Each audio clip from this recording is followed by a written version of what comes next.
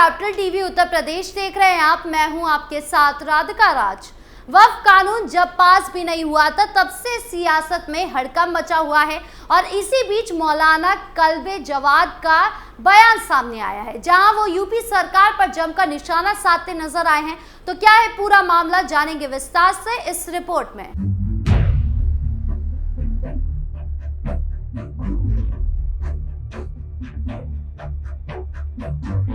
वक्फ कानून में संशोधन को लेकर राजधानी लखनऊ में शिया धर्म गुरु मौलाना कल्बे जवाद ने कड़ी नाराजगी जाहिर की है।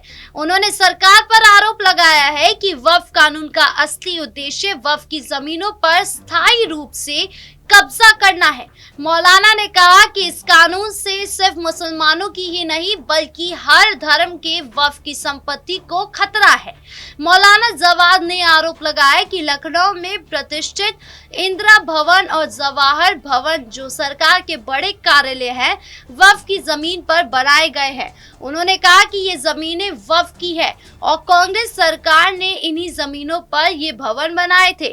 अब बीजेपी इन्हीं पद चिन्हों पर चल रही है। उन्होंने कहा कि आज वक्फ की 80% जमीनों पर सरकार का कब्जा है और मुसलमानों को उनका हक नहीं मिल रहा है। मौलाना के अनुसार सरकार वक्फ संपत्तियों पर कब्जा कर रही है और मुसलमान आज भी पंचर बनाने जैसे छोटे मोटे कामों तक सीमित है। मौलाना कल्बे जवाद ने लखनऊ स्थित हुसैन बाग ट्रस्ट की संपत्ति और आमदनी पर भी सवाल उठाए। उन्होंने कहा कि पिछले 24 सालों में यह ट्रस्ट डीएम की निगरानी में है, करोड़ों की आमदनी होती है, लेकिन उसका कोई लाभ मुसलमानों को नहीं दिया गया। उन्होंने यहाँ तक आरोप लगाया है कि इमाम बाड़े की सोने चांदी की चीजें डीएम की देखरेख में बेची गई है। मौलाना ने कांग्रेस पार्टी पर भी निशाना साधा और कहा मुसलमानों की सबसे बड़ी दुश्मन कांग्रेस रही है, बीजेपी उसकी ही नकल कर रही है। उन्होंने बीजेपी को कांग्रेस का शिष्य बताते हुए कहा कि दोनों पार्टियां वक्फ की संपत्तियों पर कब्जे की नीति में समान हैं।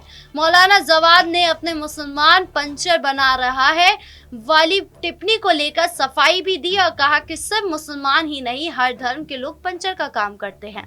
उन्होंने ये बात उस संदर्भ में कही थी जब वो ये बता रहे थे कि कैसे वक्फ संपत्तियों का लाभ मुसलमानों तक नहीं पहुंचता।